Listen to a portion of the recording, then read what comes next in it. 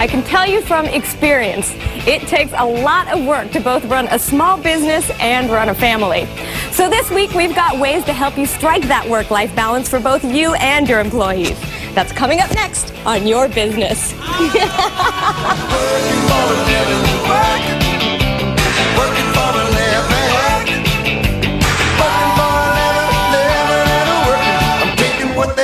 Cause I'm working for a living.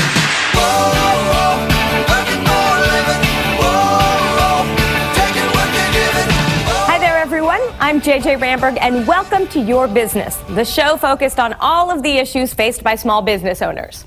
Many working parents struggle to balance their personal and professional lives.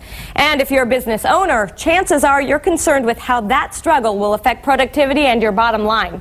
Today, we meet a woman who believes that blurring the line between home and office is actually the best way to do business, and it's hard to argue with her success. I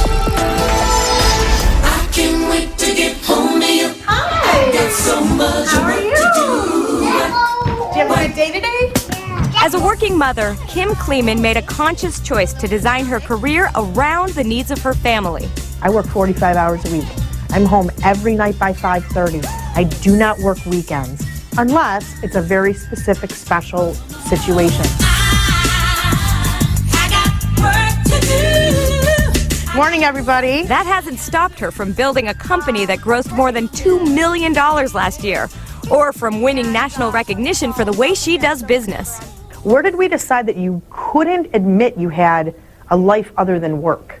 I don't understand why that became something that we emulate and we want it to be like. She's the president of Shakespeare Squared, a Chicago-based educational company that creates content for textbook publishers, a field that has exploded due to federal legislation. No Child Left Behind mandated something that education had never needed to look at before, which was a standardized nationalization for testing of students. Every company had to redo their products to each state specifically. Kleeman hadn't planned to launch a business. In 2003, she and her husband, Jay, both teachers, started working on book projects as a way to make some extra money. I could do it at home because I had a baby. We could do it at any hour. It didn't have to be set hours. We knew what the deadline was, and we were being paid per page. But when the couple had their third child, Kleeman knew she had to make a change. So now, 2 babies and a third who has medical issues, my oldest daughter, I'm thinking there's no way on 2 teachers' salaries. I mean, there's no going back.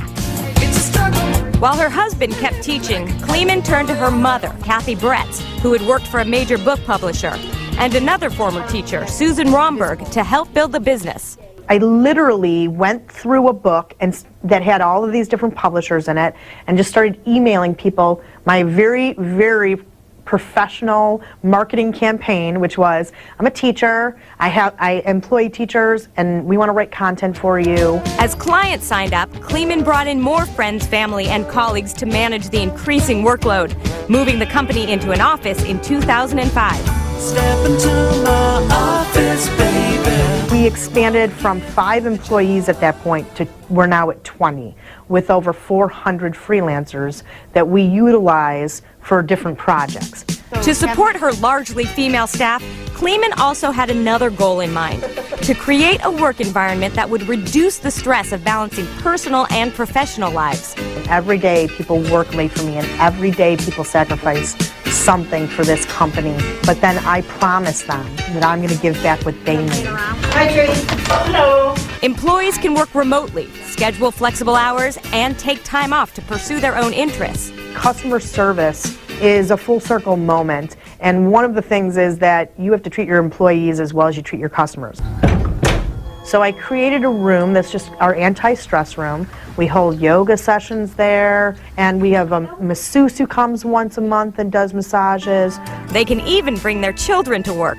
So I wanted a place where parents could nurse, and there could be a room attached that they could close the door and have the baby moving around and it wouldn't bother anybody. Susan Romberg says that the supportive atmosphere makes all the difference. I had a child with Down syndrome in 2006, and although I knew about that and I was prepared for that, I wasn't prepared for him to be born 5 weeks early. She first of all allowed me to be with my son at the hospital and then go home and work some part-time hours so I could kind of postpone my maternity leave. I am eternally grateful for that because I'm not sure if I could have found that at a different corporation, a different business. I feel like as I'm going into my 5th year of business that I'm doing something right because everybody's still here, loves it, loyal. I hate when people tell me that their job is just a job and that's something that they go to and then the rest of their life starts, because I don't know how you do that. My work is my life, but then my children and my husband and my family are my work, so it's all one for me.